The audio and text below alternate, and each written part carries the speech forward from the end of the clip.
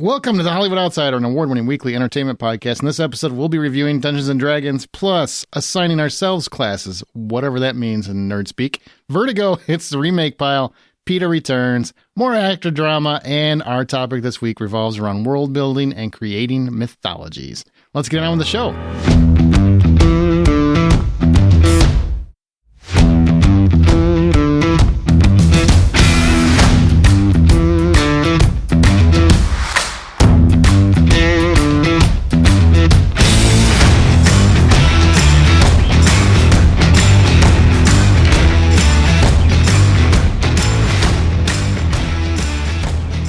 My name's Aaron Peterson, and joining me today are my fellow host, John Davenport. Hey, buddy. How you doing today? Wonderful. Troy Heinrichs. You said Peter returns, and I was like, ooh, Fringe is coming back? What? Peter returns. And Amanda will not be joining us. She is working, but hey, she was in like 2 in a row. So let's give her... Yeah. She was in 3 in a row, actually. Oh, shit. And then technically the South by Southwest would have made the 4 in a row for her, right? Okay, well, see, she had a whole month. Oh, no. Yeah. Does it count? So we'll see her in a half a year. She was in 2, then South by Southwest, then the Oscars episode, wasn't she? Yeah. Okay. Yeah. All right. She had 4 then. All right. Good girl. Right. So we can. She needs a break. She needs a break. Oh God, Yeah. I just can't wait till she hears you say "good girl." I can't wait. Just like every other girl, whenever I say that to them, she's gonna love it. That's exactly what I expected you to say, but them not to retort with. Remember, you can always find more information at thehollywoodoutsiders.com. Join our Facebook group, or we're on Twitter at @BuyPopcorn. That's thehollywoodoutsiders.com. Lots of reviews. And yes, our South by Southwest episode came out last week. Over 25 films are reviewed, plus the festival is talked about quite a bit. It's worth a listen if you haven't yet. I think really Aaron just needed a break from Amanda is what it was. Nah, she was... That's why he called us. You know what? She did very well at South by the year before. There's a lot of sleeping time. You know, she slept more than I did, for sure. She couldn't handle the nightlife, but this year she tried very hard to hold her own. I'll give her credit. She sleeps more than a cave bear does. I mean, I'm convinced she would hibernate if she could. But really, who wouldn't hibernate if they could? This guy, I got stuff to do. Stuff to do. Yeah. I sleep while I'm doing it sometimes. I think we know where John stands, though. He's already thinking about it. He's like, oh, nap time. If I could get away with it, I would totally be sleeping right now. We'll just build a plug-in jack or something, you know? Johnny Mnemonic, Matrix. You can fly drones in your sleep then. Well, that would be really good. I have to take a second, and these guys know I am genuinely pretty humble, but I'm going to take a bragging run at this point. Oh my God, this thing again? Like we've only heard about it 1,000 times. I will punch you in the junk right now. You know what, Troy? Audio-wise. It's not often that things work out for Aaron this way, so let him have his moment. I mean, you got the blacklist, you got everything involved with the blacklist. He got to ride your coattails the entire time. Let him have his moment. What a dick. What a backhanded compliment. I don't even care anymore. So here's the highlight. I talked about it a little bit last week, but here's the highlight. Yeah, I want the story of how this came to be. Well, it's pretty simple how it came to be, but I'll get there. Oh, it's not like you rubbed noses with somebody at South by Southwest that got you to the PR department that then got you to call. No, they just picked my quote. It's actually my writing that did it. It's actually, a good thing, I think. That's more impressive then. Good for you. What feels less impressive is that you assumed that I had bought my way in, like there was some kind of fund me or something. I know how you work, and you were already there. It was just no timing. I mean, I've seen stranger things happen from there. So, well, here's what we're saying. My review was quoted in the trailers, and I know you guys are like, well, that happens to outlets all the time. Yeah, it happens to major outlets all the time. John Wick is one of the biggest films of the year, and we're an independent outlet. That doesn't happen very often.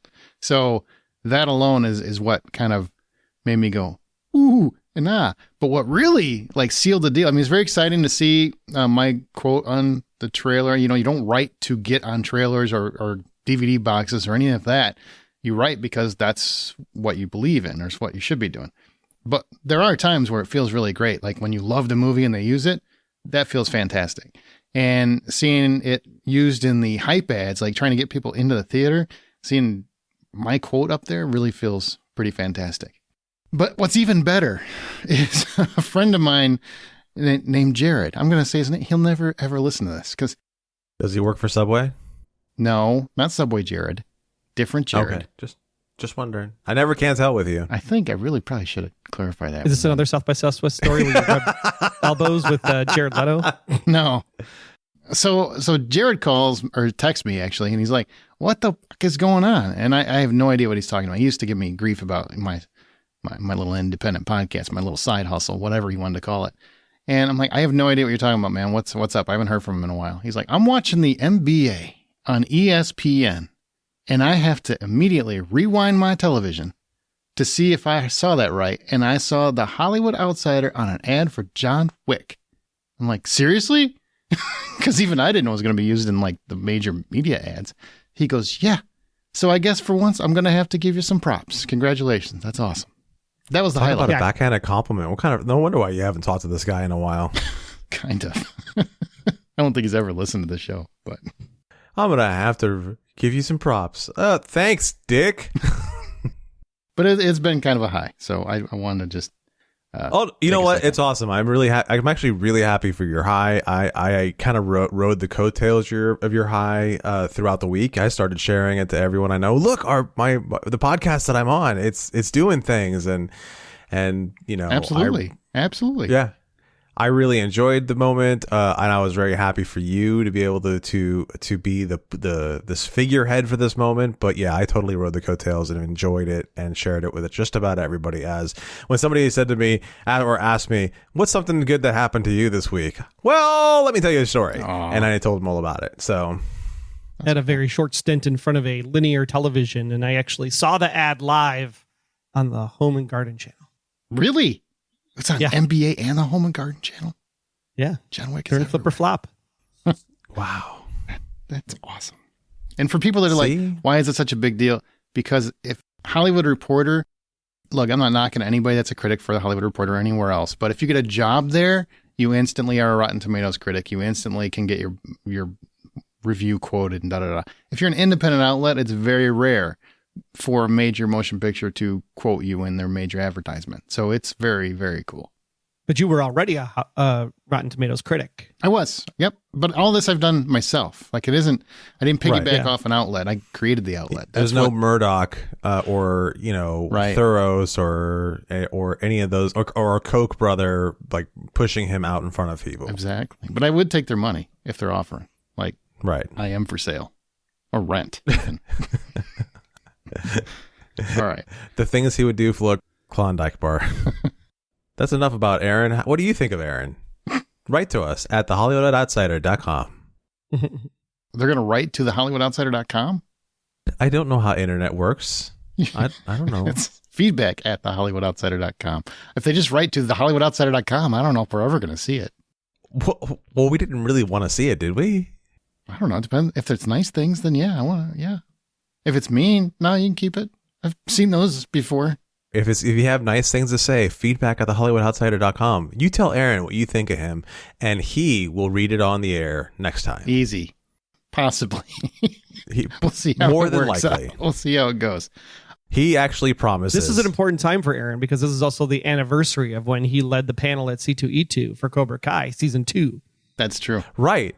So Aaron has so many great things that are piling up on him right now that are happy and fun. Why don't you write to him and you tell him how amazing he is? And he will more than likely probably not read it on the air. But I will read it in general. Which is better than I would do. Probably. More than likely he'll read it in the toilet, but... Stop. You never know. I really love this bit, honestly. This bit is my favorite thing today. Moving on. All right, Robert Downey Jr. is going to try to make a remake of Vertigo, one of the most beloved films of all time. Definitely on many, many people's top 50 of all time lists, AFI's top 100 list. Vertigo is a classic. I don't want to get into the whole how do they do that? How do they not do that? But have we not learned over the years that there are some films that just should not be touched? Name one. Vertigo. Rear Window. Back to the Future. Psycho. Rear Window, they've redone time and time again. And Never well. I don't know. Suburbia was pretty decent. Well, it was Disturbia, but still, it was so good you couldn't remember the name. You know what? I was in the right neighborhood. And it wasn't a remake. That was a play on the type of film it was. It wasn't really a remake. All right. Well, saying. Yes, Back to the Future. I would agree. You can't remake that one either. no, you can't make. You definitely can't. That's the one movie that you can't remake. I'm not saying you can't remake anything. I'm just saying, like, there are some films where if you're going to do it, you better have something brilliant behind you. And how often does that actually happen? It's Robert Downey Jr. If anyone has anything brilliant behind them, this guy does. Or it's Coke. I guess you didn't see that Dr. Dolittle movie. I don't think it really matters didn't. what Downey's doing at all. It matters like who's behind it, right? So the script is going to be written by Stephen Knight, who did C and Peaky Blinders. And Stephen also just signed on to write a Star Wars film. And it's also That doesn't being mean produced anything. by... Have you been watching Mando? I'm just saying. He thinks that they're good enough to write Star Wars, and we haven't had a Star Wars film since. And all these other people have tried to write Star Wars scripts and have gotten shelved. So at least they're giving Stephen a chance to write a Star Wars script. And John Davis and John Fox are behind it. So I think that yeah, it could be good. I mean, Craig, it's like 70 years now since that film came out. It's been a minute. Like people probably won't even remember what the movie is, to be quite honest. They're going to see this as mouth. as Stop it. Most first-time moviegoers probably have not seen this original film.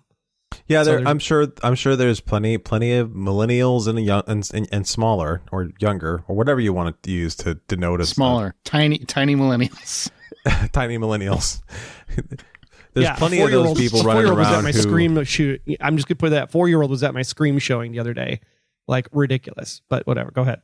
right. I mean, there's plenty of those people who have no idea who Alfred Hitchcock is. So it'll be great. God. It'll be like a brand new movie. These people. What is wrong with the parents? They don't know who Alfred Hitchcock is. Because some of the parents didn't even know who Alfred Hitchcock is. Just shame. For shame. That's all I got to say. For shame. You know what they should do? We know you love him, Aaron. We know you love him. You should listen to Presenting Hitchcock and get acquainted with him because we cover every film on that podcast. But this should be good for you, Aaron, because remember, Team Downey is also doing Perry Mason, and you like Perry Mason's remake. I do, except they just released, they're coming out with the second season, and I've seen no marketing for it. I accidentally saw it was on HBO Max. I'm like, talk about a show they're trying to kill. My God. Well, they couldn't market it because they spent all the marketing on Last of Us. Obviously. I mean, That's probably true. I've seen nothing. Nothing. Great show. I saw the marketing for Perry Mason on HBO, so maybe there is something to that Nicole Kidman thing being in the AMC theater. I don't know. Jeez. Oh. John, there's got to be one movie you don't think should ever be touched besides Back to the Future, which Tori mentioned, so that's not really yours. There's got to be one. I'm working on it. I'll let you know when I figure it out. Son of a bitch. All right. Well, how about this? We'll move on to another actor in hot water. Jonathan Majors was charged with assault and harassment for allegedly slapping and choking his girlfriend. He might be innocent. We're not jumping on this train. I'm not going to go down this path about guilty or not guilty. That is not our place to say. And Lord knows there's not enough out there to really make any determination. But just like Flash with Ezra Miller, now we have another actor who was a huge part of a huge machine, because Jonathan Majors is going to be, or he is Kang the Conqueror, which is a massive portion of the upcoming Marvel Cinematic Universe. How should Hollywood start handling these actors that have these kinds of issues? They should do nothing. What do you mean? Nothing until the court does something. Just because there's an allegation, it's an allegation. I don't disagree with that. Especially in this situation, right? I mean, I'm not saying one way or the other, but slapping and choking could be considered, A good normal time. acts, of course, for certain people, especially if consent was given, and we have no idea if consent was given or not. So until there's a court hearing and discussion and trial, there shouldn't be anything done to Jonathan Majors. It's just an accusation at this point and an arrest. Well, I mean, the same thing happened with Ezra, and everybody thought he should have been pitched from Flash for a while anyway. Well, it's the sensationalism of the media is the problem. I agree. There's I a agree reason with that. why we have a court system. Let the court system figure it out. Until then, everybody just does what they do, and the police can hold him for a certain period of time, and then they have to let him go on bail, and then he just goes on living with his life until he's finally convicted. And then once he's convicted, then purge him from everything. They could already do it anyway because he's already been copied as AI 1,000 times at the end of whatever that was, Ant-Man. But what about if you're Disney and they don't want any stink on there? They don't want any hint of impropriety. Like, they're not DC. All right. DC will take whatever shade is thrown their way because they are just that company at this point. Like, they just do not have it down. Disney's run by Bob Iger, and he is adamant about family entertainment, and even the mere association with those kind of accusations can be effective of the Disney brand. I totally understand, and I think that it all depends on what you could do what you want to do, right? But I mean, at the end of the day, did this happen to a Disney employee? Did this happen at a set? Did this happen at work? If it didn't, Disney doesn't have any right. He's just a worker like anybody else. So if they want to send him away from an HR perspective and a PR perspective, they're going to have to pay him a shit ton of money anyway. So it's like, why not just keep him in the movie at this point? Either way, he's going to get a payday because you're going to have to send him hush money to keep him quiet and sign some kind of agreement, because you can't outright fire him because he didn't go against anything that's in the company policy. Well, it depends. They might have moral clauses. Some of these contracts, they might have moral clauses that he signed. We don't know what that's all going to come out in court in order to find that out. Do you feel like it's not fair that, I mean, guilty or innocent, really this part doesn't matter. Whether he's innocent or guilty, it doesn't matter. Do you think it's unfair that accusations are thrown and people are immediately like saying, get rid of him, cancel him, get him out of the movie, da-da-da-da. I mean, I know that's the culture right now, but nothing's been quote unquote proven now. And it's on both sides. His lawyer came out and said, oh, we've got proof that this wasn't the case and he's innocent, da da da. But that's not actual proof. Nobody's seen anything. It's just a lawyer saying that, but people take that as, oh, there's proof that he's innocent. Like, I haven't seen proof either way. It's not out there in the ether. So how are people making decisions and facts and thoughts about what they want to see or not want to see, or who they want to see and who they don't want to see, when they haven't seen anything? It's all just accusations at this point. Exactly. There were a few of the Me Too movement where the guys actually ended up being acquitted because they didn't do anything. Not a lot of them, but some of them were. And we're still in that rush to judgment mindset. I think I figured it out. Oh my God. I feel like I should just hit the edit button. I should just hit it. Go ahead. The Shawshank Redemption. Oh my God. You really rolled back. Okay. What a way to segue out of that conversation. Smart. I am going to be useless the rest of the show. Have a good night, everybody. It's a good film. I don't think you could remake that. You can't remake that. Yeah. No, you can't remake that. But look at that. He tied it into this topic, though, because he was wrongfully accused and then spent how much of his life in jail and had to break out in order to like finally feel acquitted. And Troy, technically was. Let's take the off ramp and go before we completely fuck this all up. All right, let's move into dead horses. Okay, so a horse died on the set. I'm not laughing at dead horses. Just the segue. I promise. Because we beat this one to a dead horse. Is that what you're saying? Oh my God. Yes. Son of a bitch. All right, a horse died on the set of Amazon's Rings of Power. Take that seriously, people. It's a serious thing. And PETA jumped out saying that Hollywood should stop using animals altogether since they can now make digital recreations. Like, instead of using animals for your scenes, digitally insert them. And I think we're all animal lovers here. We all love animals. We definitely want no animal mistreated. How do we feel about this? I'm going to go ahead and say that PETA can go take a hike off a short pier, because think about all the jobs that are being lost. All right, sure, you're going to digitally recreate all these horses that in different shows and television and whatever else and movies. Sure, I guess you could do that, and I guess all these animators get extra work. But another one, you're going to tack on so much extra time into the production time for a movie or a show. But number two, there's people who've made it their entire lives to be Hollywood animal wranglers, and so a horse died. I mean, we're all very sad, but who knows? Maybe the horse is old. Maybe the horse just, like, I don't know, saw something scary. Any of those things could have happened. But no, like, the whole industry cannot lose their livelihood because of this. It died of cardiac failure. We don't know what could have contributed to that, but he died of cardiac failure, just so you know. Was it a race horse that was retired or something? I don't know. It's a good point. I don't know. Did he get spooked by an erupting volcano? I mean, well, both a veterinarian and a rep from the American Humane Association were present at the time, so it's not like they didn't have their fair representation. People were on set. Sometimes things do die. I'm picturing like who's Harry Crumb when they go ahead and inject those race horses with drugs to make them run faster. That's what I'm thinking right now. Wow. Okay. Now, every time you steer yourself out of something, you steer right back into something else. You know what I mean? I'm a mess right now. I'm actually sick and I'm trying. Right. But at the end of the day, you have to go a horse, one singular horse died on a set. You know, there are more gun shootings across the singular country. sensation. Like, PETA, get your priorities straight. Like, it's a single horse. We all love the horses. The horses were magnificent. There's one scene where it's like in slow motion. It's freaking fantastic. If you try to do that digitally, it's going to suck. Not to mention, think of all the independent films that couldn't do anything if they were expected to have digital recreations. They couldn't have anything with animals in it because you can't afford it. There's a lot of times where animals are reasonably priced in certain states and counties and whatnot. But if you try to digitally insert them, that's a lot more money. And it takes a lot more artists, VFX artists, to do that. Yeah, I think in that case, then you have like another, whatever, not the Writers Guild, but some kind of, you know, sidekick guild or something, or creative side guild or something. What is a side guild? I don't know where he's going. The sidekick I'm just trying to. guild. I don't know like what guild Robin, there would be that would represent the horse wranglers and The stuff. Lollipop Guild? What are you talking about? We'll just call it the Lollipop Guild. The Lollipop Guild would then be upset because then you're taking jobs away from the Lollipop Guild and sending it to the Animators Guild. It's being ran by Spritle and Chim Chim. You know, Yep. I get it. Totally. You can't make everybody happy all the time. You're choking me out. Oh, What? Jonathan Majors over there? What's going on? I was just kidding. I don't want to get kicked off the podcast for choking Aaron out.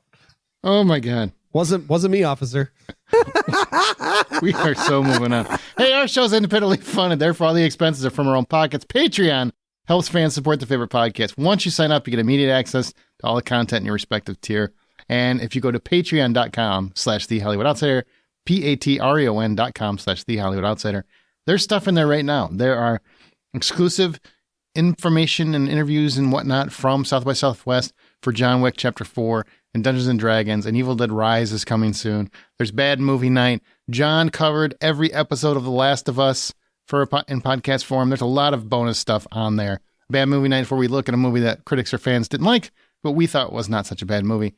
Just go to patreon.com/TheHollywoodOutsider, contribute, and you'll enjoy a lot of bonus content. Now we've got a review. Amanda and I reviewed Dungeons & Dragons on our South by Southwest episode last week, but some of you might not have listened to it. So here is an insert of that review, which is coming to theaters, and I highly recommend you see it. But here's Amanda and I talking about Dungeons & Dragons. This was fun. It was directed and co-written by the Game Night Boys, Jonathan Goldstein and John Francis Daly. Stars Mr. Chris Pine, who wears sunglasses inside for no reason, Michelle Rodriguez, Regé Jean Page, Justice Smith, Sophia Lillis, and of course, Mr. Hugh Grant. It's Dungeons & Dragons: Honor Among Thieves. A charming thief and a band of unlikely adventurers undertake an epic heist to retrieve a lost relic, but things go dangerously awry when they run afoul of the wrong peeps. Thing is, you love Dungeons & Dragons, the game. You play it all the time. I have no interest whatsoever in it, even though I have played it. I know what it is. I just don't care. So this is a movie that technically is trying to appeal to both of us, and it did. Surprisingly, it did. Mm-hmm. The trailers, I remember when the trailers came out, and I thought, well, this looks good, but also kind of cheesy. Are these jokes a little lame for this property? I don't know. Then we saw the movie unfold. What say you? You know, I had the same hesitancies when I saw the trailer. I thought it was going to be cheesy, kind of dumb, and I was like, this is really what they're trying to do with it. But after watching this film, I loved it. It was so great. Not only is this built to appeal to the D&D fanatics, the newbies to D&D, but it also has something for the people who either have zero concept about any of the lore or just have no interest in it necessarily. And so, you know, for anybody who's interested in this or not, it is still an entertaining film for you. They really get into, you know, helping you understand, and the actors do such a great job of what these characters, I don't know, traits are essentially, so you can really understand who they're supposed to be and how they're supposed to operate. And so, for example, when you have somebody like Chris Pine who's playing a bard, you realize, oh, okay, this is a guy who plays a 3-stringed instrument. He's very entertaining. He's very energetic. He has great charisma. And he exudes that through his performance. And every single person does that as well. And they have all the creatures and the features and the monsters, the traps, the things that you want to see as a D&D fan. Those fan favorites are here. And it is fun as hell. Fun as hell. So fun as hell? Fun as hell, man. Well, I got to say, I mean, I didn't catch a lot of the in-jokes and the in-references and all that stuff. I don't know. I couldn't tell you anything about the game. I played it a couple of times with friends. It's actually kind of fun. I don't have the investment in it. I always feel like I'm out on a limb when I try to play. But when you're watching it, it makes you kind of want to play the game. Like, man, this game is obviously more fun than I realized. But whatever. It's a fun movie. Yeah. It's I guess a family movie. What it reminds me of are like fantasy movies from the 80s. Better special effects, better talent, that sort of thing. But like the Willow vibe and things like that. Movies back from the 80s, when they made fantasy films, they were fun. They might have had a dire stakes and that sort of thing, but ultimately it was a fun movie. It was enjoyable from start to finish. And they don't make many of those now. Every fantasy film today is really serious. From Lord of the Rings to Game of Thrones, everything is just dark and dour, and the end of the world is, at stake. And it's just, there's no fun in it. There's no laughs. There's no joy. This is fun. And it's not cheap laughs. I know the trailer kind of made it seem like it was a lot of cheap. It's not. There's a lot of funny stuff in here, a lot of clever stuff, a lot of character stuff. Each character really does have an arc.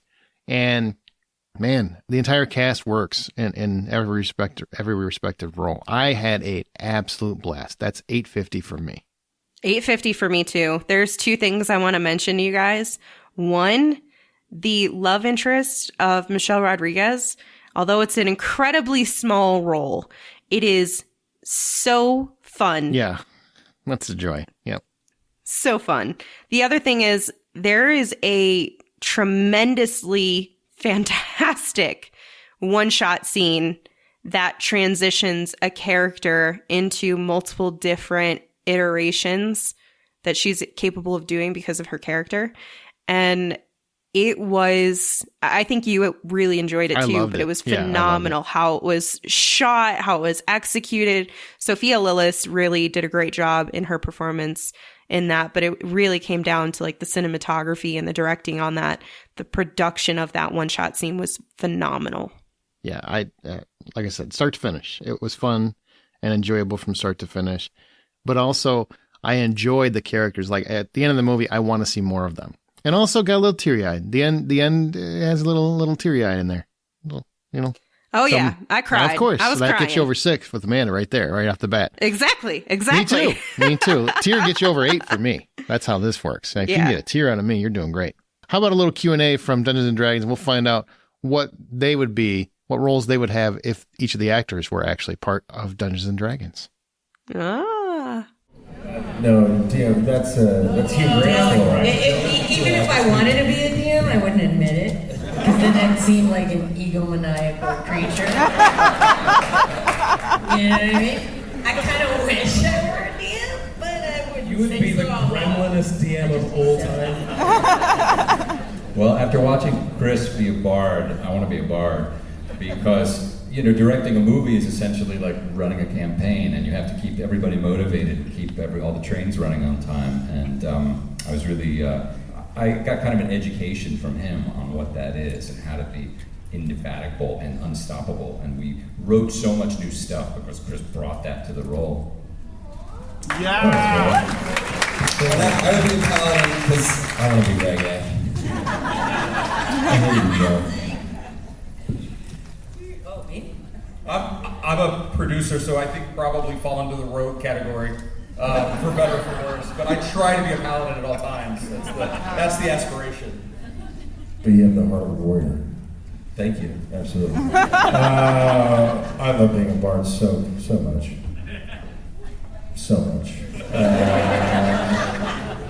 No preparation, lots of smiling. Throw me a three-string instrument, and I'll get to work. Well, we happen to have one right here, Chris. think I would definitely go druid with it, just because I love nature so much. And I gotta say though, what you guys did, bro, with the tiefling / owlbear, like, yo, what's up with that? Is that even like a thing? That's also new. It's a thing. I don't remember playing and hearing that I could be one of those. You can now. You can now. Change the rules. Full Yeah, speed. I think I'd go with that, man. That's awesome. Sick. What about that wild magic? I take Simon's job. I think that fresh cut grass can solve any problem.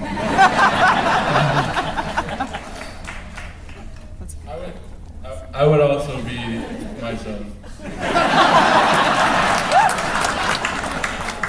Isn't that what it's all about? I would be probably a cleric, because that's one thing that definitely this group lacked. I'll take that role. I think I'd be a druid too. I think the possibilities are endless. Sophia did it pretty bloody well. So. Right, so Claudette can DM.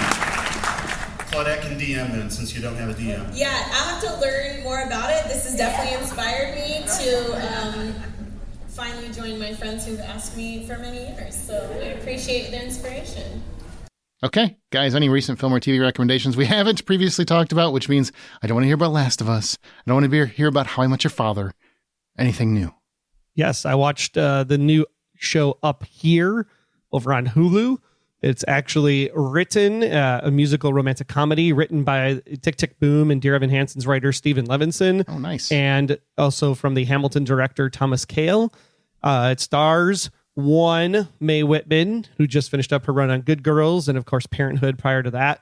I caught the first 2 episodes. It's got potential. I think the songs are a little cheesy, especially in the pilot.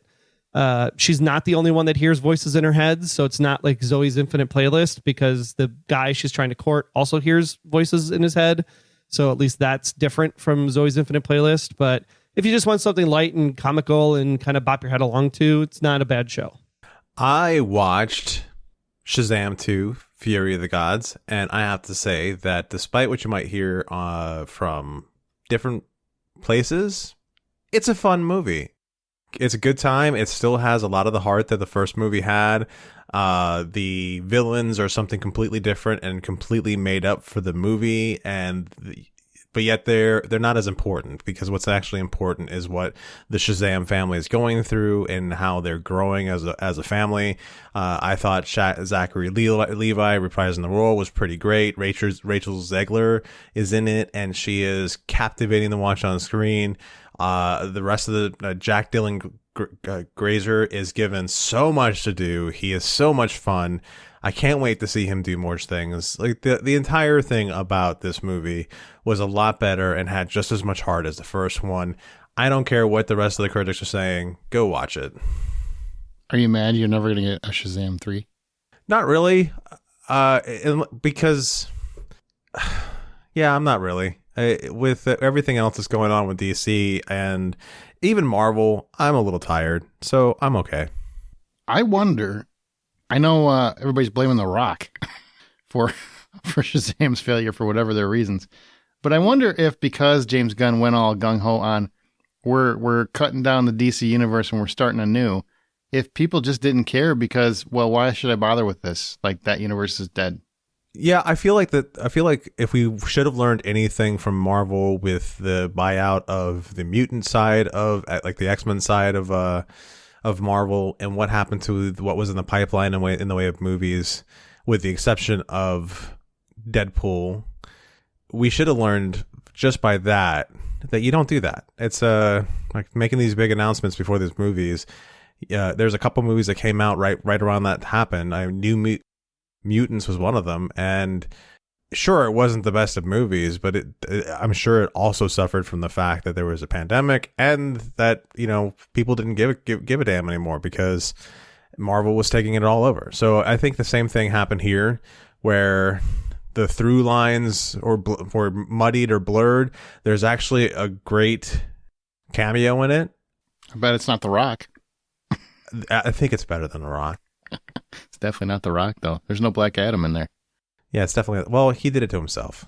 And the speculation was that there was originally a stinger at the end. I'm not going to ruin what the stinger actually is, but there was a stinger at the end where Shazam gets invited into the Justice League Society. That was what it was supposed to be, and The Rock nixed it and said no. And Zachary Levi confirmed that happened. How's that make you feel? It's annoying. Would you rather have seen that?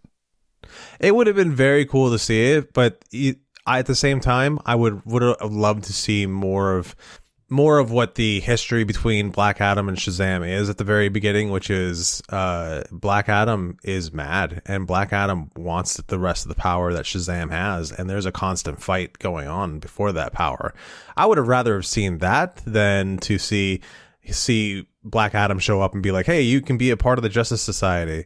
That doesn't fit. I think it wouldn't have been him. It was Hawkman that would have shown up. Well, the way they did it was that James Gunn's wife and no, don't talk about what the spoil. I don't want to know. No one cares. No one's I care. I haven't seen it yet. I don't like to know things before I see them. Please. Oh, never mind then. You care. I take it back. I do. I do not like spoilers. James Gunn's wife doesn't do anything. Thank you. Because she has a name. She's not just James Gunn's wife, by the way. Yeah, I know. And she's a lovely actor. I saw The Night Agent on Netflix, which is very reminiscent of 24-ish. It's about a night agent, someone who works a desk in the White House, and he gets a call basically from some people. And they have a coded message that he has to break down and try to save someone's life. And then he gets involved in what seems like a conspiracy. And it was really twisty, really nice, really kind of tense. The tension has a slow build. I think the lead, Gabriel Basso, who plays Peter Sutherland, he's good. He's not great. He's not Kiefer Sutherland level. But I did notice that his character name is Peter Sutherland, and that rhymes a lot with Kiefer Sutherland. So I'm trying to figure out, like, was that intentional? Are you trying to mimic 24 intentionally? It's got to be, right? Could be. Okay. I doubt they have imaginations there. And Lucianne Buchanan plays Rose. She's the witness that gets taken under his wing, and she's great. Like, she's very intelligent. She's focused. She's determined. I love her character. Like, she made the series pop, if you ask me. She kept it engaging and made it a little less like a typical by the numbers espionage thriller. So I dig it. It's on my list. I was going to watch it this weekend, and I just couldn't get to it because I had other stuff to do. It's much better than I expected. I'll be perfectly honest. It looked kind of by the numbers in the trailer, but it was very good. So The Night Agent on Netflix. Check it out. Okay, let's go to our From the Outside In topic.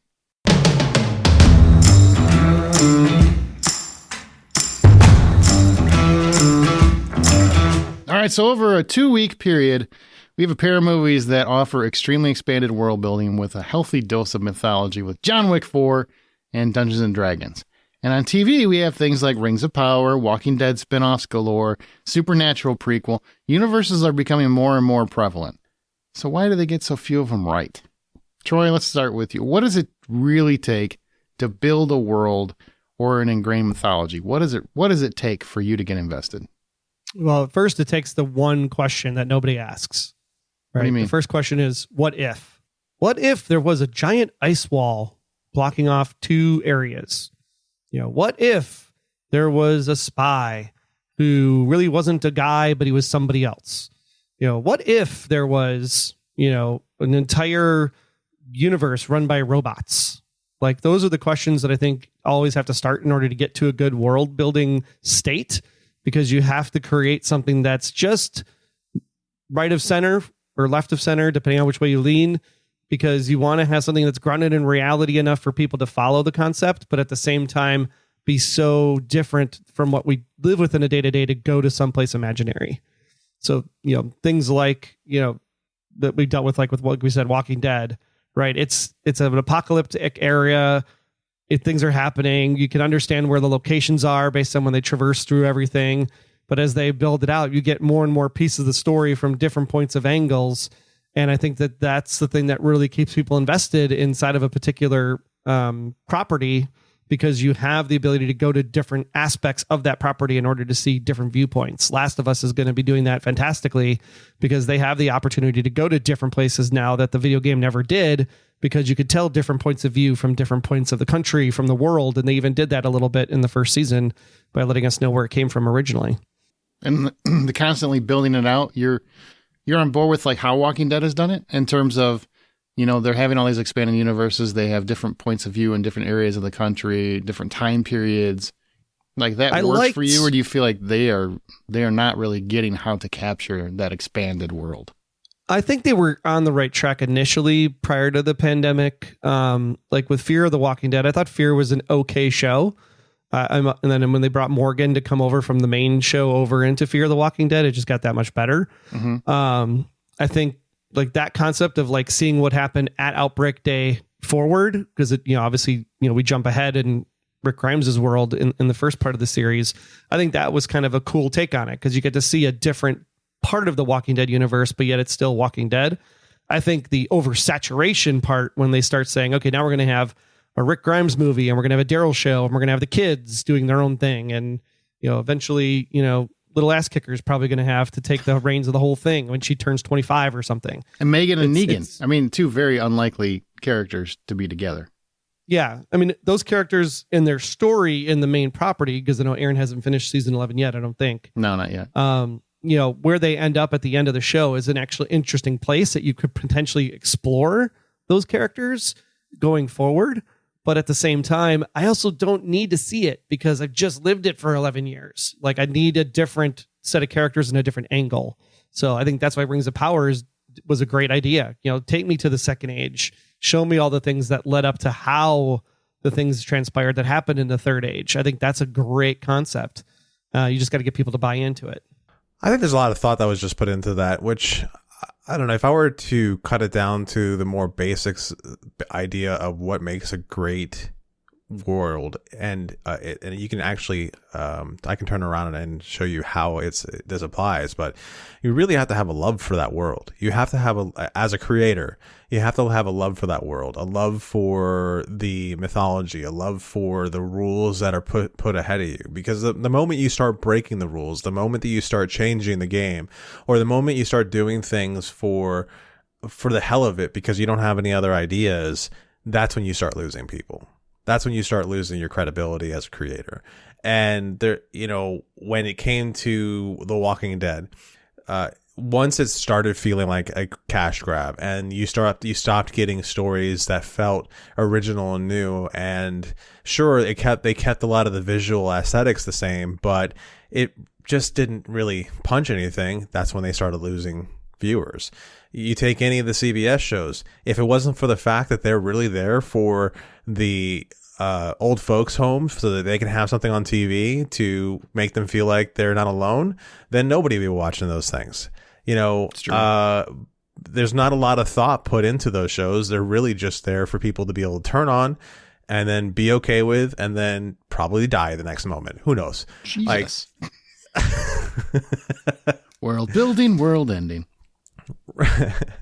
Really, but that's what it really takes when you're building a world is to love it and to really care for it. And that's where you see a lot of these things start building up well. Last of Us is something that has a lot of love in it. Yeah. Last of Us could also, I could see that world expand into, it doesn't have to be like 14 different shows, but if you know anything about it, that's like the second game. A lot of things happen in that game, and that could easily be 2 seasons, but there's like a 5-year gap. There is so much you could cram in there. You could get a few seasons out of that easily and show something that people that, just like people that read the books for Game of Thrones, the people that played the games won't have any knowledge of. So they can enjoy it as fresh material too. It's like build the world out. Give them a hard time about the world, the Harry Potter world all you want. There's still a very good through line there that shows a lot of love. And they never really break any of the rules that they set up set for you. So whatever you want to say about it, like the big thing is that the creators and the people involved have to love what they're doing for it to be worthwhile and world building. And something that I would say to add to that, I love that analogy. You're right. You do have to love, because look how many people get brought in to expand worlds that have no love for it other than they just want that commercial success. And look how it goes usually. It's usually not that exciting. But, right. I like something that keeps adding to the world. I mean, John Wick has a very impressive world building component that I would never expect from that first film. The first film is about as generic as it gets in terms of movie, right? Like, it's like dog gets killed, guy kills people that killed dog. That's the premise. That's it.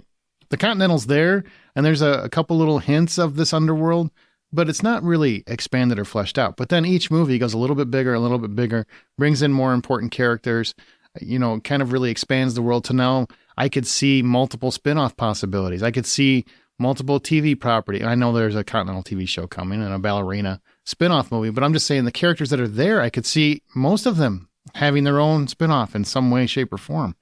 And then you look at other franchises. That's why I think it's important to start small, because if you look like the Marvel Cinematic Universe was a seed planted in Iron Man. That started, if that movie fails, the movie would still stand on its own, but it wouldn't have ruined anything because it was just a small seed at the back of a film that grew with continued success. But then you've got like what the Universal Monster universe, the Dark Universe that almost happened. They bet everything on building this world out before they had one successful movie. So this Tom Cruise Mummy movie comes out. They went all in on casting. They're doing pictures of assembled actors that are supposed to be cast in these roles. And this film flops, and then it dies immediately because they were trying to do too much at once. They had no world to build out. They didn't start small. I think it's very, very important to start small and build out. Even on Game of Thrones, even though those books are written and everything else, to get everybody else to buy in, they had to start small.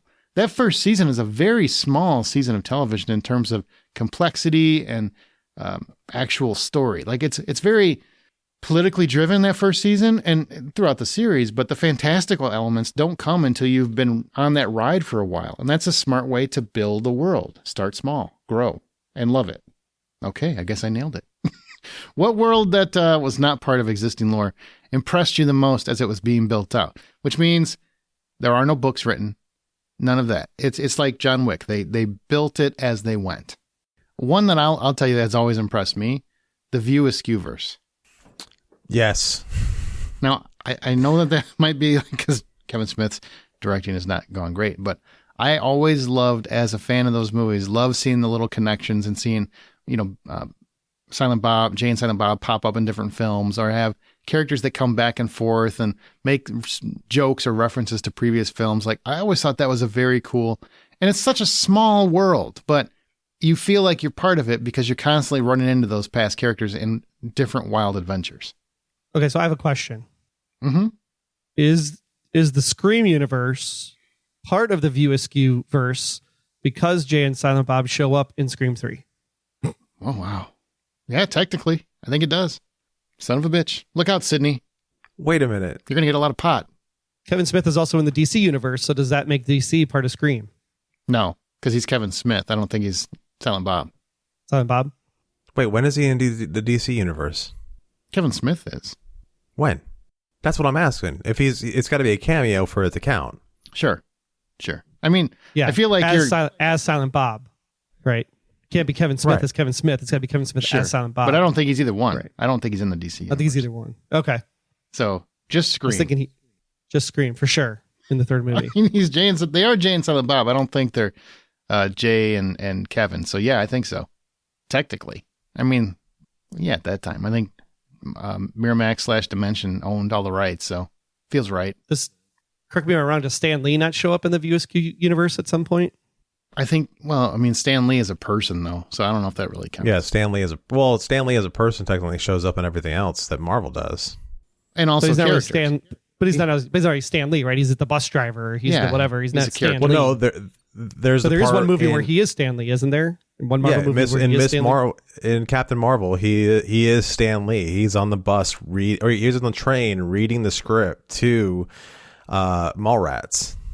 I feel like we're way off topic. We are way off topic. We're just trying to find through lines for the sake of it. I'm having a hard time, and even when I was reading the post earlier about what we're going to be talking about, I'm having a hard time thinking about stuff or knowing about whether or not I'm thinking about stuff. Like, is the Conjuring universe a universe that is... Yes, that's built out. Yes, that's built out? From the ground up. That would count. Because, you had the Conjuring, and then slowly you got an expanded universe from that. The world was built out.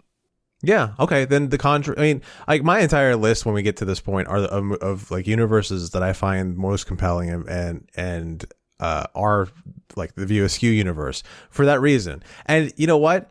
We may sit there and then give Kevin Smith a hard time, but Clerks 3 is a movie that has made more people that I know watched it than not cry.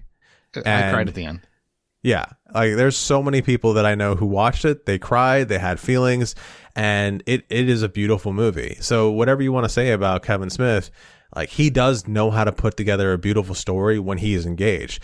Red State is another one of those stories in which he was completely engaged. He was an angry person because he had just lost his father.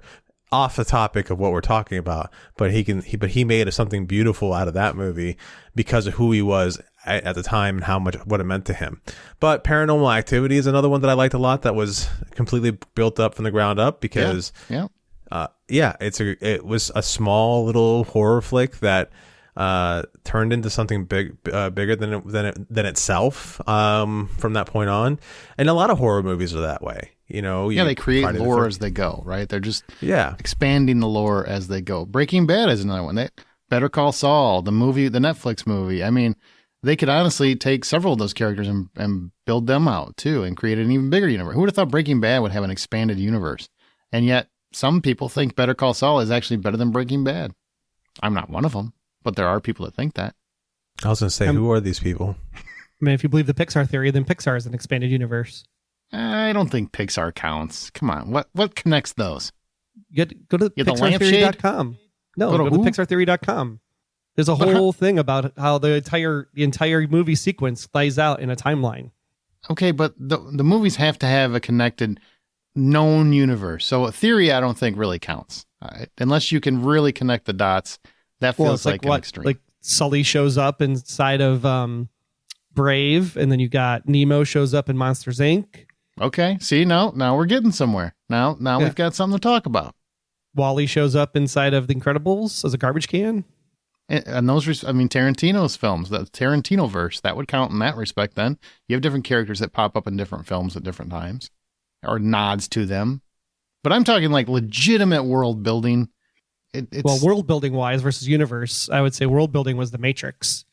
How each movie, grew from just the ship and the Matrix to, okay, now here's the real world and what we're dealing with. And they're underground in Zion. And then in the third movie, they're up on the top of the surface and fighting the Machine City. And then the fourth movie comes around and, we talk about the love story if you want. But I think The Matrix was a really great ground building, to figure out like how the characters actually played, how all the different components of computer code ran their pieces of the entire sequence of events. Mm-hmm. I thought that was really great because you're not only building out location, but you're also building out characters based on concept. Some TV shows have done it pretty well too. Firefly did it wonderfully and culminated in Serenity. I think, I know we're not supposed to say his name, but Joss Whedon did a really good job of world building on television. Mm-hmm. He really did. Angel and Buffy, or Buffy then Angel, if you want to, if you don't at me. But yeah.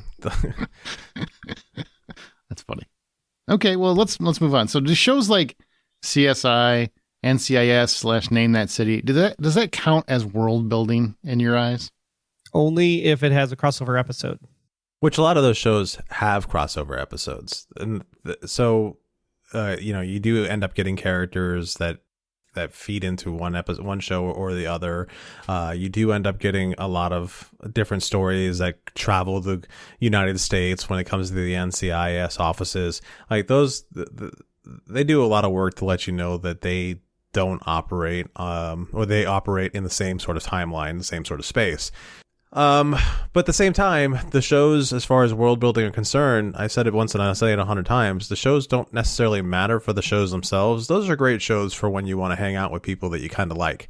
The stories are instantly forgettable, and the only worthwhile part of those stories are the characters. What about shows like Arrowverse? That whole Arrowverse thing, like on CW. That's a connected Again, universe, right? Like it's all connected. As long as it crosses over, which they do cross over. Yeah. Well, they cross over constantly, and in the very beginning, it was beautiful. Arrow itself was a great show. It felt very different than anything else that the CW was doing. It felt in a way that had a bit of more of a grittiness, a bit more of an intelligent storyline to it, a bit more of a reality to it. And then as time progressed, they sort of stepped away from that feeling and went more and more into just everything else that the CW produces, which is, essentially a show where pretty people walking around pretending they have superpowers, and really the only superpower they have is they were able to pull the pole out of their ass far enough to get out of the department store window. Fair enough. All right, let's get to the point. What are some of your favorite and most compelling universes that were either expanded from existing properties or never existed to begin with? So, like Game of Thrones doesn't count here, right? Because the books were written. Until they expand beyond the books, that doesn't count. So you could, for example, I will say the one that I think is the greatest of all time, and that's Star Wars. I think it's hard to argue that Star Wars has a fantastic world building component. They took a very, very simple premise and it's expanded into just so many known and unknown universes. And I know they're not counting it, but the expanded universe, even though I wasn't a fan, I didn't read those books, but I had so many friends that just lost themselves in those expanded worlds. Lost themselves. I mean, they just obsessed and they love every minute of it. Yeah, John, I mean, talk about it. You were part of that expanding. Troy is too. Yeah, that expanded universe for Star Wars was something. It was all through the 80s and 90s and a good part of the aughts. It was all we had. It was the only thing we had in the way of more Star Wars storytelling, and in a lot of ways, is a lot more compelling storytelling than what we were getting through any of the movies, even the first three movies, even New Hope, Empire Strikes Back, and Return of the Jedi. And what the books in that universe did was expand on those stories to a degree in which it fleshed them out and it became something more than itself, and it just engaged people in a completely different way. And again, for a long time when it came to Star Wars, that's all we had, and for them to completely ignore it is where a lot of Star Wars fans who are tried and true Star Wars fans or hardcore Star Wars fans, you start losing them because you start selling to the lowest common denominator as opposed to working on a story. Yeah, I mean, in that same vein, you talk about Star Trek, a show that just was super campy back in the 60s that was trying to do science fiction to think about what the possibilities could be. And now you're here sitting with Picard finishing up its third season, according to them, third and final, but we'll see what happens. And just what they're doing with Picard season 3 alone and how they're tying in aspects of Deep Space Nine, tying in aspects of Voyager, tying in aspects of the original TNG crew. I mean, to be able to build a universe so big that you could then have it all come back together into a singular point is just fascinating. And they're doing such a killer job with Picard season 3. It's like, I think I can't find any TNG fan that said that it sucks. Oh, well, I'm not a TNG fan. All right, you're right. My opinion doesn't count. Way to cast out my opinion before I give it. Smart. I like it. But if you like DS9 and Voyager, Aaron, you would actually like Picard season 3. I didn't like either one. I'm really particular. I like Strange New Worlds. I like that one. Big fan. And the classic. Kirk. Which, shame on you, Campy my ass. He was a stud. Loved him. The TV was campy. He was a great actor. Oh, not a great actor. He was great. Not a great actor, but he was great. There's a fine line there. You know one I'll throw in that's going to seem weird? Looney Tunes. I think... now you're talking about my language. Yeah, what now? Looney Tunes has... Wait, hold on. Aaron just brought up a cartoon. Yeah, I know. Aaron, it is... Doesn't watch cartoons. I used to. It is March 27th, the year of our Lord, 2023. Aaron, Evelyn Peterson... What the... brought up That's not Looney my name. Tunes. It's definitely not my name. Looney Tunes, I used to, as a kid and, teens and whatnot, I would love watching those cartoons. They'd always be different characters and whatnot. And then just seeing other characters from those cartoons pop in together. I always found that to be absolutely amazing. and it always worked. It clicked. It made sense. Like it was great. I love that aspect of it. And I didn't realize it was kind of its own shared world until many, many years later. I just thought, well, it's just cartoons. Cartoons are dumb. And then you see like how much thought goes into it because they really did a pretty good job of keeping them connected in some way and true to form in terms of their characters. Well, even the Muppets, because the Muppets did the regular Muppet show, and then they turned into the movies, and then they went to New York, and then they went to space, and they visited Charles Dickens, and then they became babies. And the Muppet Babies were amazing. So they expanded that out a lot. They built a world off a stupid Muppet show. Not really stupid, John. Don't be offended. You son of a bitch. He basically said, I'll interpret for John. John basically just said, I'm going to stick my hand up your ass and see what it feels like. Yeah, I'm gonna Muppet your ass out of here, monster. What just happened? What? I speak John. You can. If that's how John speaks, you can totally speak. I don't want to speak that language. It's just gross. Any other worlds you can think of that really, really impressed you? I'm going to go with Stargate. Interesting. Yep. Yeah. Universe, Atlantis, SG-1, from a movie that wasn't so awesome, but became awesome. Yeah, I mean, the movie itself became a cult classic. It was supposed to be the Star Wars of a new generation, but it just didn't really hit the same way. And then it transformed from a movie to only be more than mildly, just a little bit more mildly connected to the TV show than, you'd think so, because they did some rewriting along the way of the movie. But you got Stargate SG-1, in which, again, they start with a movie, they go to Stargate SG-1, they hire on a cast of people who are charming and engaging, and you've got Richard Dean Anderson, who is not necessarily, Aaron, what's his name? Kurt Russell. He's not necessarily Kurt Russell, but he's Richard Dean Anderson, and he's smarmy and funny in his own special way. Hang on. Wait. Not necessarily. He's not necessarily Kurt. He is no fucking Kurt Russell. Plain hard stop. Plain and simple. There's no discussion here. Let's not be ridiculous. I love MacGyver too. Let's stop with that nonsense. Ladies and gentlemen, I would like to point out where Aaron draws lines of ridiculousness, and I just crossed it. Okay. So anyhow, you got the sort of you wicked. You know what I'm saying? Yeah. This is like the killing Aaron's dog is making fun of, pretty close. Comparing Kurt Russell to people who are definitely not Kurt Russell. Thank you. Anyhow, you've got a show that starts out small. It goes on for years on its own, and then they finally go, let's expand this story. And they expand the story in a way that still works, and each time they expanded it a little bit more to the point where you have a show that, unfortunately, I think people were exhausted with the idea by the time Stargate Universe comes out. But Stargate Universe changed everything in a good way for it kept a lot of the history, but changed a lot of the feel of the show in a much more engaging way, to me at least. And yeah, I mean, it's a good example to me. I mean, maybe not universe building, but just world building. I think about Inception, the way that they had to actually come up with, how many layers of dream states there were, and the rules and the time sequence that it takes to be in each dream state as you move all the way down to the bottom. That the bottom was infinite. I mean, just the concept of that, I thought was a really cool premise of how to build out the worlds and how that would be different for each individual person as they experience it. Would you like to see that expanded, like maybe a TV show or something along those lines? Oh, I'd love to see a TV show about different cases that they would have to implant thoughts into people, and do they make it out or do they not make it out? That'd be good for 3 seasons. Yeah, I would like to see. It would have to be something 3 to 5 seasons, no more than that.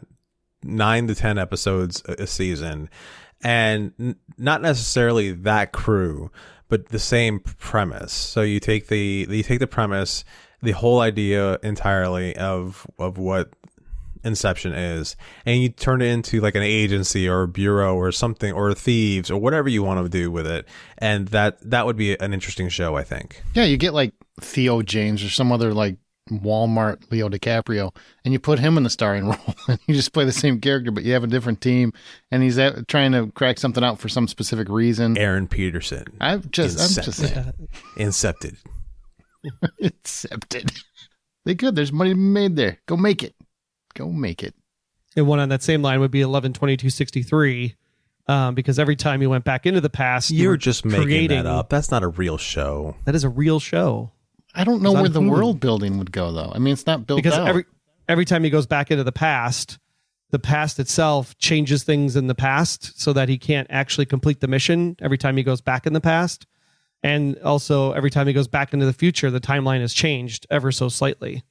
So just to have those concepts and enough shifts of things that they had to do in order to build it out. So when he finally does achieve the goal and you see how horribly messed up things are in the future, the fact that he has to go back and reset that and the cost that causes him. I love that idea. You'd have to change the title. I think the title really does not sell itself well. Right. For a TV something show. I want to bring up real quick as far as a TV show that is creating a world and or universe. Quantum Leap, the new show, is actually doing something. I have trouble with it because it does feel like very plasticky. It doesn't have the same sort of grit, same sort of feel, the same sort of storytelling as the original show. However, they're doing a lot of great storytelling and circling back to the original show on a lot of different features or a lot of different things. Some of the characters they brought into they're very subtle as to who they are. But as soon as they finally reveal who it is, you're like, holy shit, this has changed the show in a lot of different ways. The show itself, I sort of wish they would start backing away, and I don't mean this as an insult itself, but I wanted to start backing away from some of the more woke storytelling that it's doing, and just go into instead of trying to prove a point, just tell stories, but. It's still pretty engaging. I know Aaron's going to love this one, but the How I Met You universe. Oh, come on. That is not a great world building experience. Come on. Now you're just... It wasn't me. That is reaching like nobody's business. That is not a great world building experience. It is. It if isn't. you watched both shows. It is not. It is because the characters from the original show have now appeared on the new show. I don't care. And they're living in the same apartment as the old show with set pieces from the old show. It's not. Oh my God. The idea that you think this is great world building, not just like just a cash grab. Come on. The question was, what are some of your favorite universes? This is favorite and it's expanded. It fits the question. It's his favorite, Aaron, so you can't take that away from him. Yes, You can't tell him he's wrong for liking something. You should be ashamed of yourself. Right now, you should be ashamed of yourself. Screw your Alfred Hitchcock universe then, Aaron. You are better than this. Throw it out. You are better. Be better. I actually put Hyrule on here from The Legend of Zelda since it was a cartoon, so it qualifies as a TV show. But I think all the video games throughout the years of The Legend of Zelda, they've done a really great job of taking Hyrule and exploring different time periods of the Hyrulean landscape, even connecting some of the games through some of the timeline lore. So you used a cartoon to connect the games, to get your game in here. Yeah. It's well played. Yeah. That one's well played. How I Met Your Fuck Offer? I don't think so. How I Met Your Video Game? Wait, did you write Fringe? Fringe and Man in the High Castle? Like you don't those are each one show. Yeah, but they have world building in order to make those shows work. I give because you they Fringe. asked the question. I give you Fringe. That actually built a nice world that could have expanded. Oh, well then maybe I didn't understand the assignment. Well, that wouldn't be a big surprise. You don't usually read the assignment. And Man in the High Castle started with the fact that they asked the question, what if the Nazis won? And they built out that entire world of what that would look like, all the way from Japan to Germany to the States. And then they cross over to go back to the real timeline as well. I can tell you, there's still people trying, sadly. No, you know what? I did understand the assignment. You two fuckers are doing it wrong. I'm not. I did it right when I haven't named anything. I know How I Met Your Father is not really world building. Like Power of the Rings, which is a spinoff from Lord of the Rings, the Walking Dead spinoffs, the word is spinoffs galore. The supernatural universes is the thing. World building is not the thing. It's universes. So it's from the outside in topic, world building and mythologies and universes. Yeah, it's both, man. It's both. I hate you people. The idea is... Have I told you that? Both. Mythologies and world building. And I would say, we've talked about John Wick. I think that one is one that really, really impresses me. Not just because it's current and because it's the most recent thing that came out. And they mentioned, basically your name on television. Definitely I think that part. John Wick is the right example of world building, because you start with this point of, assassin's, wife the entry dies point. and they kill his dog, and then it golden spirals out from that center point to just get bigger concentric circles as you go. I think that's really the idea, is that it's always that the whole world was already there. It's kind of like when they wrote Babylon 5, right? Babylon 5, they wrote 1,000 years of Babylon 5, but you only get to see a small glimpse of that universe. But they could always expand into that 1,000-year period because it's already written down on paper. Sure. Like they probably did that with Wick, where they have this whole outside circle already done, and then they said, let's pick the story. Kind of like what George Lucas did, because he had 9 episodes written. He just was like, which one's the most marketable to start with? Well, I don't think he had 9 written. I think he had ideas for 9. Conceptually written. Yeah, conceptually. 9 in his head. Yeah. And I still think that was probably BS. But, I mean, he starts with episode 4, so he at least had 6. Wasn't that kind of a big gamble to start with number 4, even though it's the first one? And I don't know. That's a long way to go back. But in the time period in which he put out those stories, it was the only one he could put out that made sense to put out, because they're smaller stories. They're not as engaged as the first 3, which you start getting into that whole political drama. And as far as like, what are you able to put on screen? Is it can you do a giant droid army in the 70s? Probably not. Probably not, which I think they were like, you know what, let's just do 100% CGI, and what could we get away with doing CGI, and what would be the cheapest thing to do? Hey, let's do a billion things that all look alike. But I'm not bitter. No, not at all. How about the Planet of the Apes? That's what I was trying to think of earlier. We were debating that one, because it's like in the original Planet of the Apes, right? It's the 2 apes that go back, and it's their kid that ends up kind of running over and taking over everything. And then you got the rebooted versions, right? The Matt Reeves versions up on the newer side, where it was the virus that created everything. I think both of those are really great expansions of a simple topic. Yeah, and they build real worlds. I mean, just the most recent one, you take Reeves.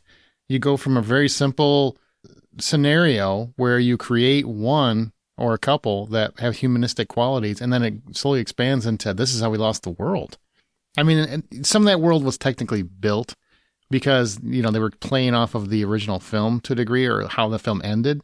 But on the same token, they had to create their own world in there, and that was pretty amazing, especially the finished product, which was fantastic. And you culminate in this all-out war between apes and humans. Extremely well done. All right.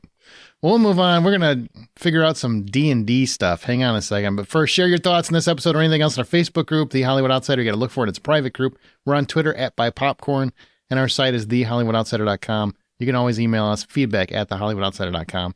Please rate and subscribe on your preferred podcast app, and go to patreon.com/TheHollywoodOutsider to support the show. You can find John's artwork on Insta and Twitter @RJohnDraws, Amanda on Smirk and @SinkIntoThis, Troy @TroyHeinrichs and the Blacklist Exposed, and me am presenting Hitchcock and @Aaron Smirks. So, we're going to play a little game, because Dungeons & Dragons is out now. People finally get to see this really, really fun movie. I hope everybody loves it. It's really a good time. Like, go see it. It's a good time. But it got me thinking. I don't play D&D. Now, I don't know where you guys stand. Troy, I think you have played D&D. Or do you? Yeah. Okay. John, have you played D&D?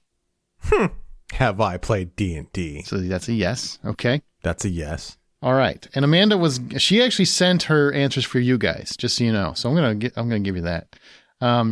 But we're going to play a little game. We're going to determine which D&D class we each would be. Okay? Okay, nerds? We're going to get real. So if you were trapped in a real D&D movie, which character would you, John Davenport, you, Troy Heinrichs, me, Aaron Peterson, which character would you be and why? And here are the characters as I think. This is all of them, okay? You tell me if I'm wrong. Barbarian. Are we saying our own, or are we guessing each other's first? I'm getting there. Okay. Well, first tell me if this is all the characters that you know. Barbarian, Bard, Cleric, Druid, Fighter, Monk, Paladin, Ranger, Rogue, Sorcerer, Warlock, and Wizard. Covered that's the current. I think that's the current version 5 list. Okay. Yeah, there's also Artificer and blood hunter, which isn't nearly as important. But artificer for this conversation will be important. Okay, well, you can explain I that think shit. John's an artificer. Hang on. No. So here's what we're going to do. First, we're going to go through and let other people guess who we think you are, and then we'll come back and see who you decided you would be. So you have to commit to whatever you already have established. Do we agree to that? To those terms? No changing. No changing. Or actually, you know It's what? in pen. We should probably do what we think we are first, right? So we can't change. Should we do that? No, because then doesn't take away from the guessing. Okay, fair enough. Right. But it's an honor system. Can we trust each other? We're going to have to. Okay. Well, first, let me tell you who Amanda picked. You guys ready? Because she sent this Ready. in. All right. What do we got? Amanda's guessing us, or Yes, we're this is guessing the- Amanda. Okay, No, this Amanda's is for- guessing us. Got it. I didn't actually guess Amanda because she's not here. But since she sent this in, I will read what she sent. All right. Let's see. John would be a barbarian because they look and seem tough, but once you get to know them, not really, and they're soft. I'm disappointed. Okay. Troy, I'm thinking would actually be more sorcerer. I can see him leaning into inherent magic, plus sorcerers have varied abilities and lean on their charisma. Troy is very charismatic. Huh. I think she was drinking when she wrote that, by the way. Yeah, me too. Me, a paladin, because you like to do the right thing, you're a protector, and have a high level of honor and integrity, but I can also see you as a bard because you're sarcastic and witty and fun. Yes, to the second one. Well, fuck you to the first one then, I guess. Well, all no, right. the thing is like a bard is someone who uses their charisma and dexterity to get through a lot of different situations. So they instead of using strength or faith or any of those other things, they use their wits more than anybody else. Okay, I'm on Team Bard then. All right, so let's do you guys. Who do you want? Who wants to go first? I'll go first. So Okay, I'm hang on. I'm calling No, out hang who on. you guys are, right? Yeah, you call. Yeah, exactly. I just wanted before you started shouting who you All right. were. Just Troy All and right. I. Just Troy and you. All right. So I'm going to go artificer for Troy. And what an artificer is, it's also known as in some circles as a tinkerer. They're masters of inventions. They use different sorts of abilities, intelligence, and constitution to develop magical items, to develop robots. I mean, you name it, they come up with it. Guns. That's what they kind of do. They use their wits about them to build something that is to their benefit. Troy, do you accept this? I will accept his answer. He's wrong, but sure. Okay. All right. Wow. Do me. I thought I was being very kind there. All right, so I already tipped my hand, but Bard for you because of everything I've already said. Like, you're not necessarily somebody who ever needs to get into a fight ever again, or if you were to be in a pretend fight, that's not really exactly where you want to be anyways. But if you could find a way through things by communication, charismatic tricks, and thinking your way out, you would do that before any of the other things. I accept that. That's pretty fair. All right, Troy, you or I? You go. Okay, so here's what I got. Now, keep in mind, I want to be fair. I am not you guys. I don't play this religiously. I don't have the characters down. I had to actually look up every single one of them, read the traits, and try to understand them as best I could. So if I get it wrong, don't be mad at me. Okay? Okay. John, I have you as a cleric, a very versatile figure. Do tell. Hang on. A very versatile figure, both capable in combat and skilled in the use of divine magic. Clerics are powerful healers due to the large number of healing and curative magics available to them. With divinely granted abilities over life and death, they are also able to repel or control undead creatures. Clerics also have specific domains which usually align with the character's alignment and the god that cleric serves. Whether the cleric repels or controls undead is dependent on the cleric's alignment. I read this as basically someone who can heal, but also repels people that disgust them. And that made me think of you. Yeah, all right, I'll accept that. Well, I'll accept it for a lot of different reasons, but a cleric is also somebody who thinks more defensively versus anything else, and they use defense there as an offense, and that's exactly what I do. So, but yes, your description also, I'll accept that as well. Okay. So you said he was a what? Cleric. Cleric. Cleric. Okay. Now, Troy, I have you as a rogue. A rogue is a versatile character capable of sneaky combat and nimble tricks. The rogue is stealthy and dexterous, and in early editions was the only official base class from the player's handbook, by the way, capable of finding and disarming traps and picking locks. To me, that read as one of the most intelligent of the bunch, and that's where I put you. Do you accept this? Yeah. Sweet. I didn't insult either one of you. Be proud. Kind of hard to insult us unless you were going to call me a monk and then we're going to fight. I would call you just monk, not a monk. All right, Troy, you're up. Well, I had Aaron as a rogue. Oh. Because he is a scoundrel who uses stealth and trickery and overcomes obstacles and enemies because he has his witty sass about him, right? He does have the charismatic heart and everything, but more of the times than not, he basically talks his way out of a situation. So that trickery and stealthiness that he's able to just be like in and out, plus he is able to get cool things at South by Southwest and C2E2 and all that fun stuff to get everything he wants. So yeah, rogue for sure for Aaron. Or just being kind and empathetic, but all right, I'll take it. For Arjan, I said he was a ranger. Interesting. God, I want to make out with you too, man. That's another good choice for me. Yeah, because a ranger is a warrior who combats threats on the edges of civilization. Because John literally had to survive in North Carolina on the edge of civilization up in the mountains, he used his dexterity and wisdom in order to make the right choice to move out of that area and come back to Florida. Plus, if he could, he would drive a Range Rover. So I think Ranger would be the perfect choice for Arjan. I like For those who are listening, I like most of that, except for the Range Rover. We're going to replace that with a Wrangler, and we'll be all right. Oh, that works. Wrangler, the same letters are in there. I wouldn't know the difference. It's what I drive. Yeah. I think it's funny. I wonder how many people stopped listening as soon as we said what this topic was or what this part of the show was. I don't know. I mean, they're probably thinking about the same thing. So, all right. So, Aaron, what do you think you are? I had myself listed as Bard because we understand it. Yeah. The Bard is versatile, capable of combat and magic, but mostly uses their artistic talents to induce magical effects. Bard is traditionally defined as a poet, especially one who writes impassioned, lyrical, or epic verse, and is very skilled at getting out of things by thinking their way out of the box, which is what I have done most of my life. All right, Troy, what do you think you are? I put myself down as a paladin because whenever someone comes after my family, I will definitely hold the line with strength and defend them. And if you basically screw with my family, I will put you to a fiery death with my magic because I can have both. Wow. Why? Isn't that character like full of light? You made him sound like this is very dark. But I'm bound to a sacred oath. I'm bound to the sacred oath to protect my family and my peeps. Gotcha. Right. All so you guys picked some very good ones for me, and I love the idea of being a cleric. I've always played. There's been many times in a game where I've played a ranger. I have played a cleric. Barbarian I have played once, but only for almost for exactly what Amanda described it as. Because whenever I play D&D, I play with a rule in which Hulk smash. Well, I made myself a halfling barbarian, which is dumb. Which is Willow?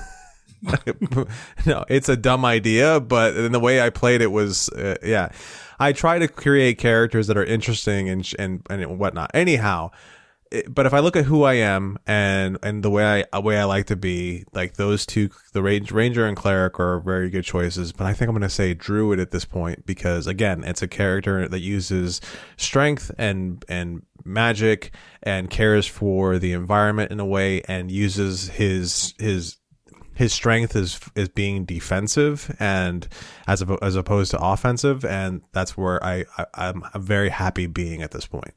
And you do transform into animals, aka Muppets, from time to time. Yeah, I mean I transform into animals from time to time, which is great. Wild shaping is totally something I can do. I like the artificer angle, Arjan. I do. It's just that I suck at creativity. I follow instructions. I don't actually make anything creatively. I don't know. If push comes to shove and some dragon's breathing down your neck, you'll probably make something. Probably. Well, that's because I'm a procrastinator. First. Procrastinators inherently figure out ways to get things done at the last minute, which means they're the most creative in that moment. But not because I'm inherently creative. I'm inherently creative and a procrastinator, so it works great. Yeah. I think that's just called ADHD. It really No, is. it's why It really it's why is. Aaron's so successful and he's got his name up there real tiny. Oh, come on. In the thing. Come on. No, seriously, come on. Keep it going. It's fine. I'm listening. It's Aaron at thehollywoodoutsiders.com. That's where compliments go. That's right. Yep. Shitty comments go to Troy at thehollywoodoutsiders.com. The things you don't want read, go to Arjon at thehollywoodoutsiders.com. Why do I feel like that's a whole new segment now? That's pretty cool. You know what? I will say, after seeing the movie and kind of going through this stuff, just as playing, it makes me want to play it. Like it really, and I played it a couple times, but I never did get into it. I feel like maybe, but they were always games that were already ongoing. So I like came in the middle of them. I feel like I need to play one from the beginning. See, my challenge has always been when I did play, it's the creativity, imagination side of things. It's like trying to come up with stuff. I was just like, I had a grapple hook. So I was like, I just grapple hook over the trap. I just grapple hook over the enemies. I just grapple hook over everything. Now, can you just make up and say whatever you want? Yeah, pretty much.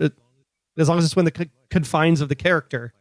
All right, so as the person who's played many a game of Dungeons & Dragons, I can tell you that you can do just about anything you want so long as you can either A, prove that you have the ability of doing it, and B, not even or B, and B, roll the right dice for it. And the way you roll ends equipment for it. Yeah. Also, the way you roll ends up being part of the storytelling as well. But the main thing you need is somebody who's, you know, it's not necessarily a game. It's a group of people sitting around telling a story, and the dungeon master has their idea of what they're carrying through, and then each individual person is bringing their own idea of what their personal journey is going to be as part of this group. I've played games where we've all hated each other, and I've played other games where the dungeon master pulls me aside and says, "Okay, everyone does not know how this works. I need you to drag them along through the story for me, please." And then I became the biggest dick of the party because I would leave them every single chance and make them follow me wherever I was going, because the dungeon master would be like, "Okay, so," and as soon as he said something that triggered me, I'd be like, "I just walk. Where are you going to walk?" "I'm going to walk in the direction we were going, where we're supposed to be going, because all these guys want to look at this thing that's shining in the ground, and I know we have to go this way." You know, there's a lot of things that you could do. One of my favorite things to do per all my characters is to come up with devices for them. So I've had a ranger that was not necessarily a forest ranger. He was more of a city ranger, and I combined his powers. Instead of it being like a fighter mixed with a druid, it was more like a fighter mixed with a wizard. And so I was able to use some of the abilities of a ranger, and his whole thing was to be able to traverse through city undergrounds and whatnot as if they were the woods, which was a pretty fun and interesting thing. He was the first asshole character I ever played. I've played barbarians that were too small to actually be a barbarian, but because I came up with new and exciting ways to use my weapon, which is like, I throw my axe. They're like, "Okay, you're going to throw your axe?" "Uh-huh." And they're like, "Okay, roll for it." "I'm not done yet." "Okay, what are you going to do now?" "I'm going to keep holding on to the axe, but you're really small and your axe is actually really big." I go, "I know." That's what she said. See, this is where I get to the point where all I'm hearing is nerds. So I'm just saying. I know what you're saying, but it's a fun bit of storytelling amongst friends. That's what I want to get into. I want to get to try. I want to try it out. I need to start from scratch, though. I can't just join mid range because everybody is already like amped up. They're already leveled up, whatever you want to call it, classed out, whatever the hell it's called. And well, once you it's hard to break into a party because everyone it's like breaking into a group of friends. You might know everybody involved, but when you go into a game and it's halfway through, all those people become strangers. Yeah. And that's the strange part about it, because you'll have friends that you've been friends with for 10, 15, 20 years. You're going to jump into a game that they've already been playing for 6 months to a year. And all of a sudden, those good friends of yours, you have no idea who they are. And it's interesting, but you know, you're going to be trying to feel them out as if they're brand new people. You're going to be trying to, figure out what you're rolling in. And it becomes a different experience. Okay. Well, that's awesome, man. Thanks for everybody sharing their classes, and I hope everybody checks out the movie. It's really, really fun. Take your family. But this is it. We're done. Podcast is over. You know what? In the topic of the movie, over. I thought we were done, and then John. Yeah, you're not done yet. Again. There are 2 books that you can either read or listen to that are attached to the movie, and both of them are called Dungeons and Dragons: Honor Amongst Thieves, and one of them is the more or less the beginning stories of Edgin, which is Chris Pine's character, and everyone around him, which is his daughter, Michelle Rodriguez's character, Forge, who is Hugh Grant. Mm-hmm. It's all about how they all came together as a party, and then the other book is all about the story of which the tiefling druid became a tiefling druid, which is an amazing story. It's a beautiful little story. If you want to take the time to, the movie's coming out this week, so don't. You're not going to be able to finish the books by then. But after you read after you watch the movies, check out those books. They're on Audible. You can order them on Amazon. They're really good reads. They're not too heavy, and it's a great way to engage in that world. And I haven't even seen the movie yet, and they've only made me more excited for it. Well, you're gonna love it. But we're done. That's it. We're out of here. So remember, the next time you head to a theater or stream comfortably from your couch, buy popcorn.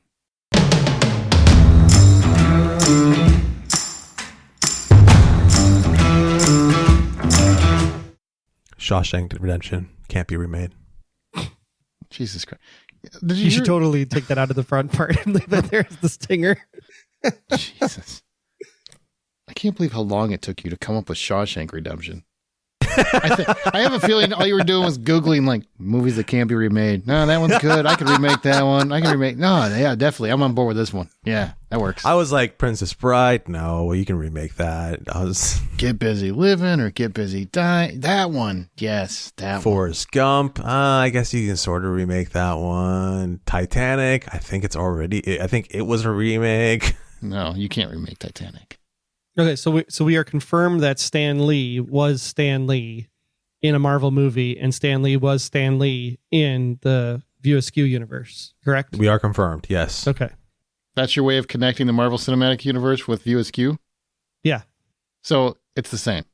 Right, the View Askew exists in Marvel, therefore Scream exists in Marvel, therefore Deadpool versus Ghostface. I'd watch it. You totally watch it.